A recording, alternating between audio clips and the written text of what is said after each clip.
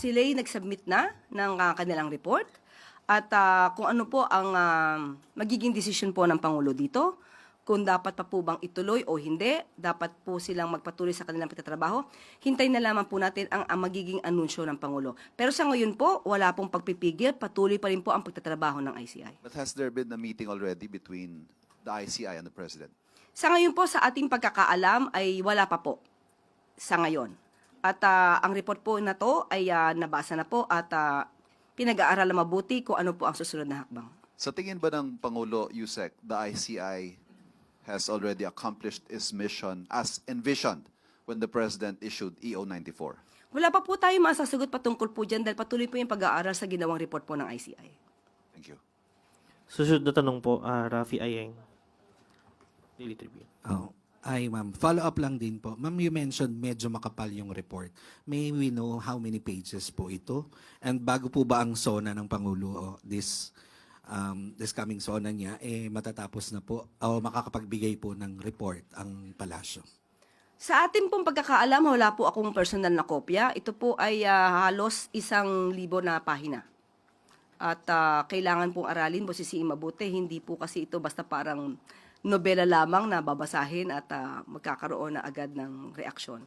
So, kailangan pong aralin mabuti para po maging reasonable at tama ang magiging desisyon po ng Pangulo.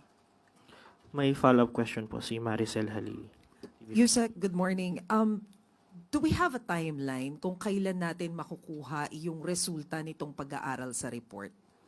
Malamang po dito, itong buwan po ng Pebrero ay malalaman na po natin sa ating pagkakaalam. Pero hindi ko sinasabi na ito na mismo po ang magiging hudyat kung ano magiging desisyon ng Pangulo. Sa akin lamang po pagkakaalam, most probably by February meron na po.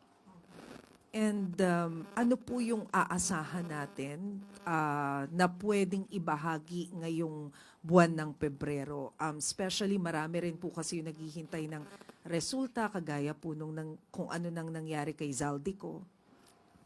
Wala pa po ako sa ngayon na mabibigay sa inyo dahil hindi pa rin po ibinibigay sa akin kung ano ang resulta ng pag-aaral na ito. Kapag ka po meron na, ako rin po naman na mag-aanon sa inyo. Ayun po, si Ivan may... Sorry, ipurso ko lang yung point na dun sa hindi pa pala nagmi-meeting. Hindi ho ba nagpapakita ito na this is not urgent as far as the President is concerned? Kasi he could have easily called for a meeting between him and the Justice Reyes para ho mas madaling madesisyonan kung ano man yung kailangan desisyonan if the ICI should continue or should cease operations. Wala man po kasi nagiging gap sa pagtatrabaho. Patuloy pa rin po nagtatrabaho ang ICI. Nakapagbigay nga po sila ng report at nagkatatrabaho din po. Ayon din po sa Ombudsman, sila din po ay papatuloy sa kanilang pag-iimbestiga. Tandaan po natin, marami na po kasi naisumite ang ICI sa Ombudsman at sa DOJ. So yun po nga ang dapat nating hintayin kung ano po ang magiging resulta kung may maisa sa papang mga kaso. Justice Reyes himself said that they could have done more if the commission had members. Yan po siguro ang nilalaman ng kanilang report at yan po ang pag-aaralan ng Pangulo. Salamat. Okay po, next question, Alvin Baltasar, Radyo Pilipinas.